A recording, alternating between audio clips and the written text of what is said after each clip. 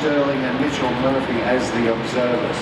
Well, let's listen to these incredible Allison engines, 4,600 shaft horsepower as they go past.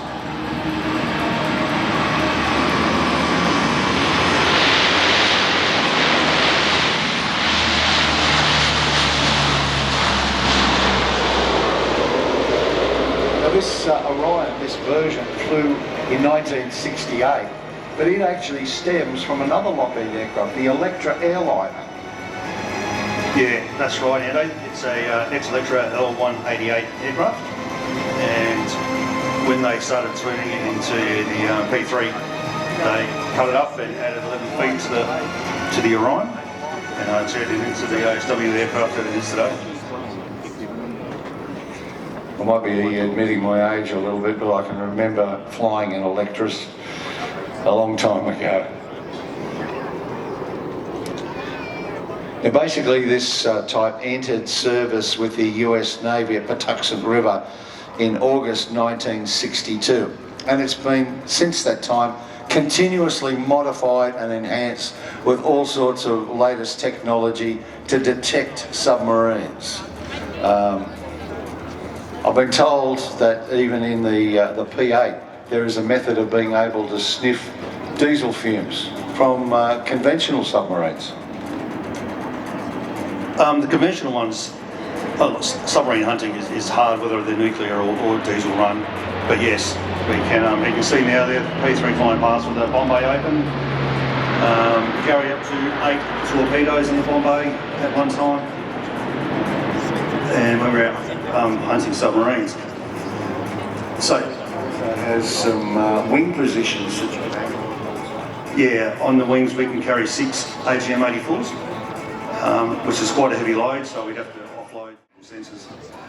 We also have active sonar buoys that actually send out the old ping and looking for a return to let us know that they're where they're located in the water, and that and that just lets us know where they are, and we can start trying to centralise where they are.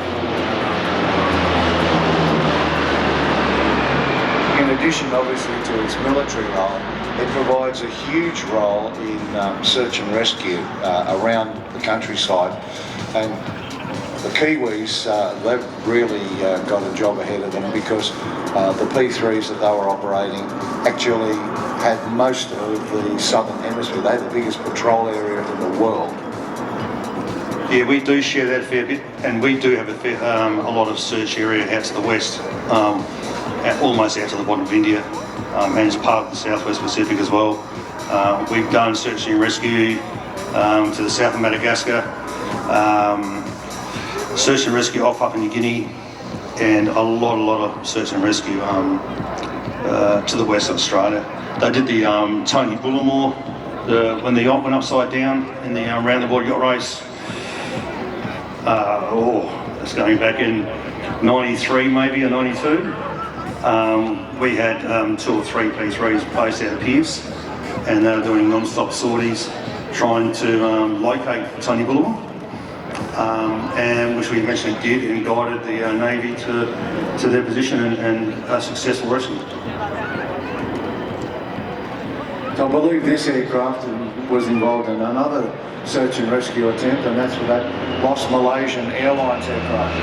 Yep, that's correct. So the MH370, this specific aircraft was there for the period that we were searching for MH370. Unfortunately, still hasn't been located. But yes, this aircraft is and for an old turboprop, we're looking at about 360 knots.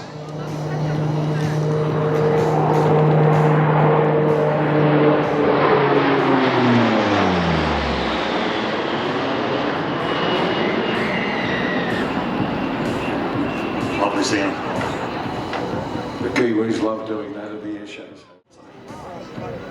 And they're extremely expensive as well, but that goes to show you the capabilities that ours has. Without that deep-seated knowledge that you've been able to pick up from your time in the Air Force and what have you, this just wouldn't happen. We wouldn't see it. We'd see it sitting on the ground, but how do you explain, feel, know about that high-speed pass. You know, what did it look like? What did it feel like? And that's the great thing about flying aircraft.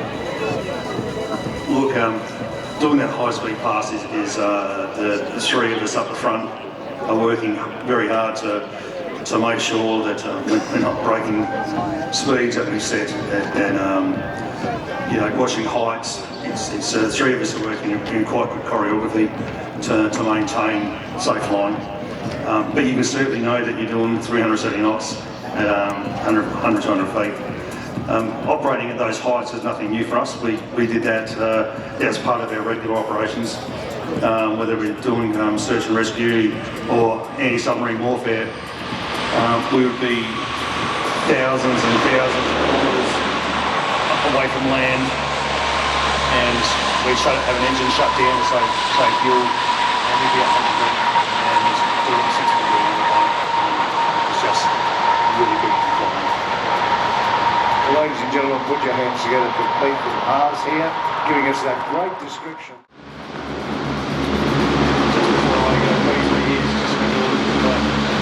Party trick and show people what his capability of pulling up right foot and go straight into reverse. So many aircraft can do these days.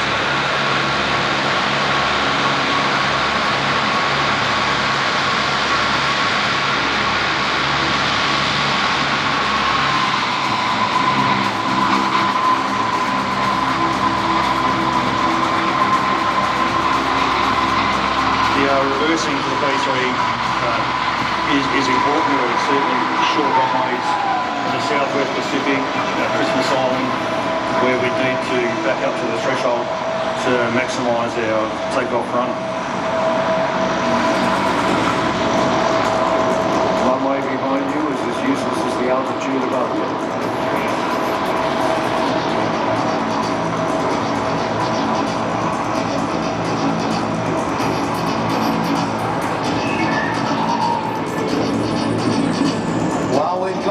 One and four.